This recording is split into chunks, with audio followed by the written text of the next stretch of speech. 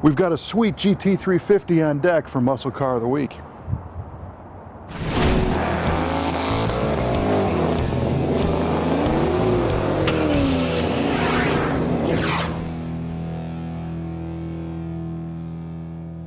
The 1969 and 70 Shelby GT 350 and GT 500 cars are pretty unique because the 1970 version is kind of a car that never was. So the interesting thing about the 70 Shelbys is that these weren't produced in 1970.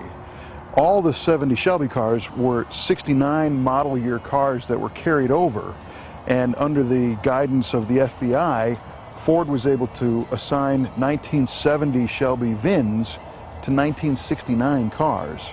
That's just kind of a wild historical thing because I don't think that's ever happened before, where unsold 69 cars became the 1970 model year cars.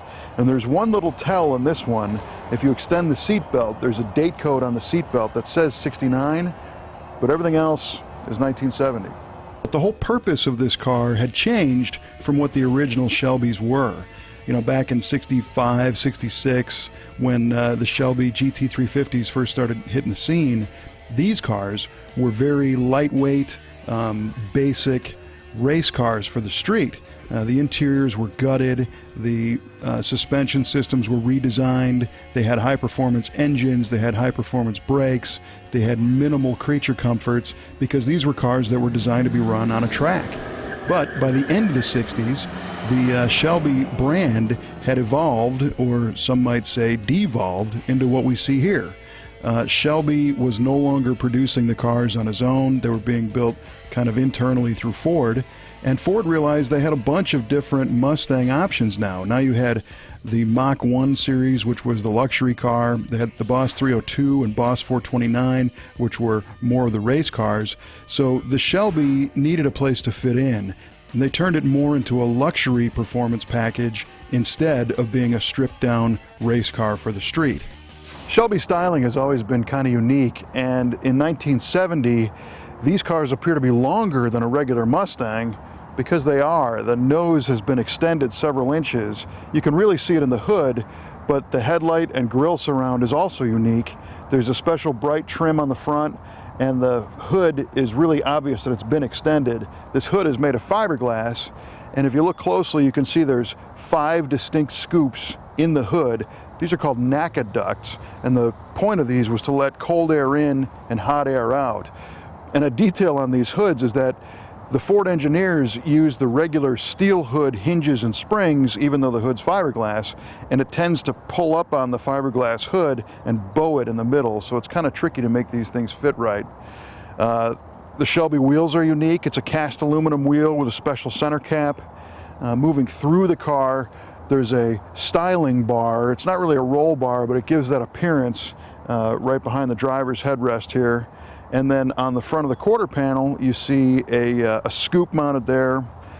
The rear treatment on the car has a fiberglass deck lid and fiberglass quarter extensions, which give it kind of a neat little ducktail kick-up. And in back, there's a waffle pattern trim that goes the whole width with the Shelby name in the middle.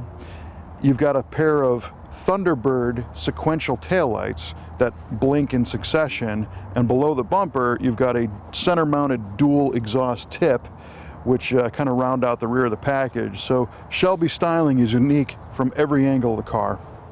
And these cars were appointed very well. I mean, if you look at the interior of the car, the first thing you might notice is the Mach 1 style comfort weave seats.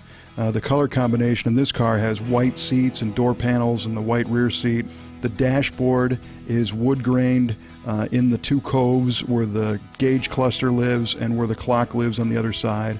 And there's numerous little details that indicate this is a Shelby car. There's a Shelby Cobra snake in the steering wheel, which is also the rim blow horn, where you squeeze the wheel and the horn blows. The passenger side has the clock in its cove, which is reminiscent of the Mach 1, but below the clock you see a Cobra GT 350 badge. The car has full carpeting and full sound deadening, unlike the original GT 350 cars. A couple things that make it different from the regular Mustangs: in the dash you see a 140 mile an hour speedometer. At the front of the console are a pair of gauges, which you wouldn't find installed in the factory Mach 1 or Boss cars.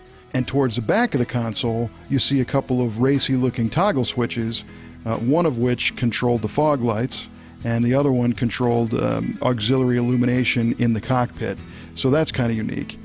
This car also has Shelby branded door sills. When you open the door, you're greeted with that Shelby American logo every time you get into the car.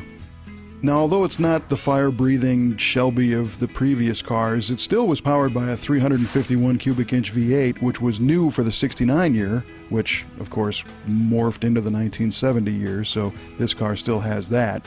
It's got an Autolite 4-barrel carburetor, and it's making about 10.7 to 1 compression, which translates to 290 advertised horsepower at 4,800 RPM.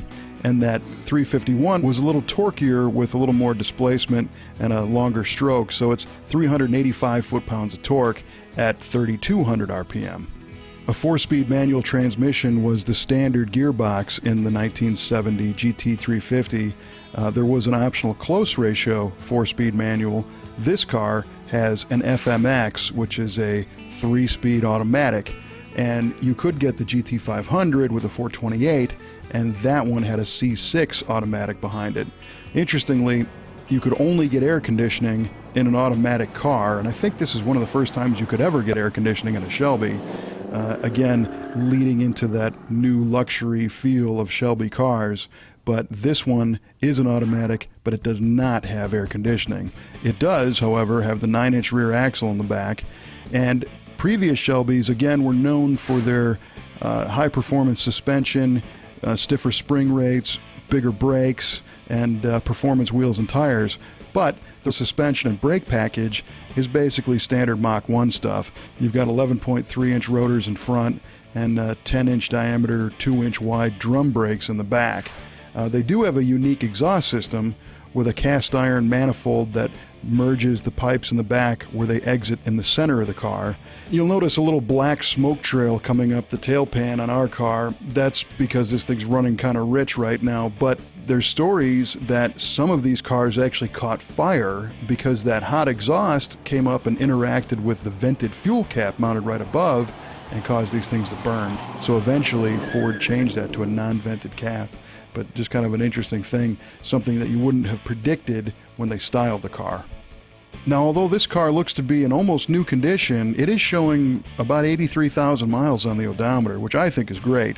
It means that people were allowed to get behind the wheel of this thing and drive it and enjoy it with the top down. And if you can get past the fact that the 69 and 70 Shelby cars really weren't the race cars that the earlier ones were, but really appreciate the car for what it is, it's a great looking car, it's got nice road manners, it's comfortable and fun to drive, plus the top going down and the Shelby name on the side, it really makes an enjoyable package, and I love this orange color coupled with the black and white interior.